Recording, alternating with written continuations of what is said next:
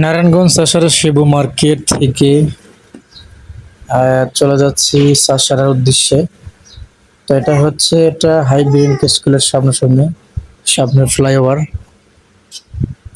তো আমরা সামনে ডাইনের না ঢুকিয়ে বাম দিয়ে যাব, কারণ ডাইনে একটু জ্যামে পড়তে পারি।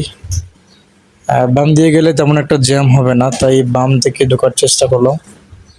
তো এখানে এই সময়টা এখন সকাল 8টা 30 মিনিট। তো এই সময় একটু জ্যাম কম।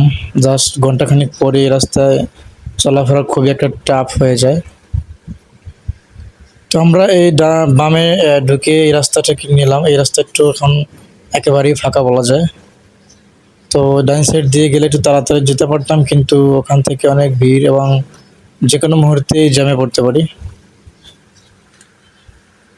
তো আসলে সবচেয়ে বড় কথা হচ্ছে, যদি আমরা কেউ শিবু মার্কেট থেকে চাষারের উদ্দেশ্যে যাই, তাহলে হাতের বাম দিয়ে যাব। এই বামের রোডটা সকাল 10টা পর্যন্ত জ্যাম অনেক কম থাকে। তো আপনারা দেখতে পাচ্ছেন যে রোডটার ভিতরে তেমন একটা জ্যাম নেই, একেবারে সুন্দর টানতে পারতেছিলাম।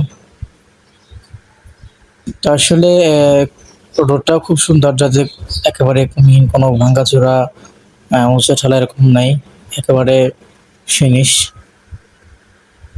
তো সামনে যে দেখা যাচ্ছে বড় একটা টাওয়ার, ওটা হচ্ছে ড্রোনেট অ্যান্ড পাইন অ্যান্ড স্কুল। তো এখানে সামনে দিয়ে আমরা এখন যাচ্ছি। এই মুহূর্তে জাস্ট এই সময়টা স্কুল বাস এবং স্টুডেন্টরাই বেশি এই রোড দিয়ে চলাফেরা করে। জাস্ট 9টা থেকে 9টার পরপরই এখান থেকে যেই সব লোক যাবে সবই হচ্ছে চাকরিজীবী, চাকরির জন্য যার যার কর্মস্থলে যাওয়ার জন্য রাস্তা হয়ে চলে যায়। তো সামনে দেখতে পাচ্ছেন বড় লোকের কারবার। অনেকগুলো মাইক্রোবাস একসাথে স্ট্যান্ড করে রেখেছে। আসলে বিশেষ করে এটা কিসের জন্য আমি বলি, আমি যে সামনে যে একটা স্কুল দেখতে পাচ্ছেন, এই স্কুলের ছাত্ররা, স্টুডেন্টরা তাদের ফ্যামিলিতে এই গাড়িটা নিয়ে তাদেরকে বাচ্চা পৌঁছানোর জন্য স্কুলে চলে আসে।